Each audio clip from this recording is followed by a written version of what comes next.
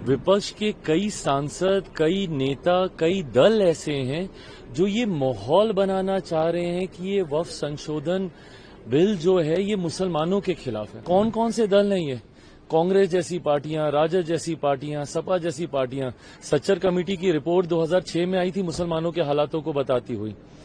2006 से पहले अधिकांश समय किन लोगों की सरकारें थी? केंद्र की अगर आप बात कर लें, कांग्रेस और कांग्रेस समर्थक सरकारें थी। पार्लियामेंट में ये आया नहीं, इसके ऊपर चर्चा नहीं। जब आएगा, चर्चा होगी, अपनी बातों को आप रखिएगा, उसके बाद आप बोलिएगा कि क्या सही हुआ, क्या गलत हुआ।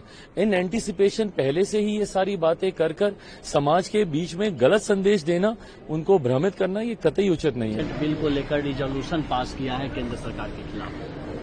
मेरी समझ के परे है। आपके सदस्य उस समिति में मौजूद हैं, जेपीसी में मौजूद हैं। जितनी बातें आपको रखनी थी, मौका सबको दिया गया। उसके बाद भी इस तरीके का माहौल बनाना, मतलब सोची समझी रणनीति के तहत विपक्ष के कई सांसद, कई नेता, कई दल ऐसे हैं जो ये माहौल बनाना चाह रहे हैं कि ये वक्फ संशोधन बिल जो है ये मुसलमानों के खिलाफ है।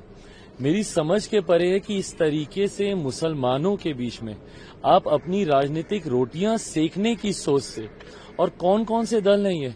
कांग्रेस जैसी पार्टियां, राजद जैसी पार्टियां, सपा जैसी पार्टियां। सच्चर कमेटी की रिपोर्ट 2006 में आई थी मुसलमानों के हालातों को बताती हुई।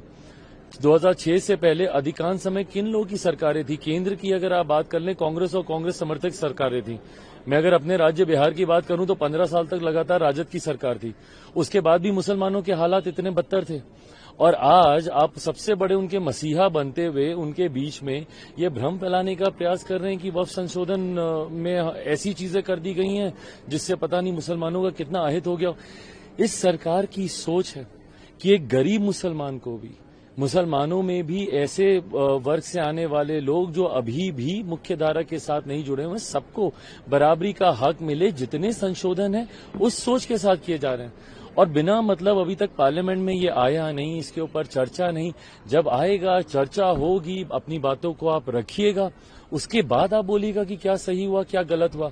इन एंटीसिपेशन पहले से ही ये सारी बातें कर कर समाज के बीच में गलत संदेश देना, उनको भ्रमित करना, ये कतई उचित नहीं है। राज्य एक सवाल इसी संदर्भ में है कि कल पटना में इसी को लेकर all India Muslim personal law board के और तमाम लोगों ने वहां प्रोटेस्ट किया, और इस प्रोटेस्ट में तमाम राजद के नेता शामिल हुए, प्रशांत किशोर शामिल होते हैं, और पटना सेंटर बनता है। क्योंकि पटना में चुनाव होने वाले हैं, बिहार में चुनाव। बिल्कुल, ये सारी चीजें राजनीतिक दृष्टि से की जा रही हैं। बिहार में चुनाव है, इसीलिए आज सबको मुसलमानों की वहां पे याद आ रही है।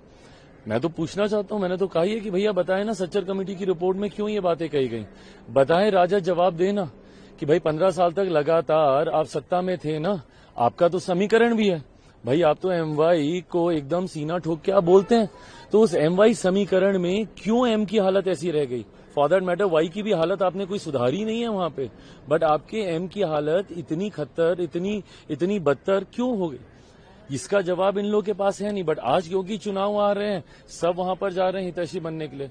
और ताज्जुब तो मुझे कई ऐसे मुस्लिम धार्मिक संगठनों से भी है कि भाई आप मुझ पे तो सवाल उठा देते हैं, आप एक ऐसे बेटे पे सवाल उठा रहे हैं जिसके पिता ने अपनी पार्टी को समाप्त कर दिया 2005 में मुस्लिम मुख्यमंत्री बनाने की बात कर। बट इन लोगों से आप सवाल नहीं पूछ रहे जो अपने आप को मुसलमानों का संरक्षक बोलते हुए, उनका हितैषी बोलते हुए, आज तक उन्होंने मुसलमानों को लूटने के अलावा, उनको अपना वोट बैंक बनाने के अलावा उन्होंने कोई काम नहीं किया।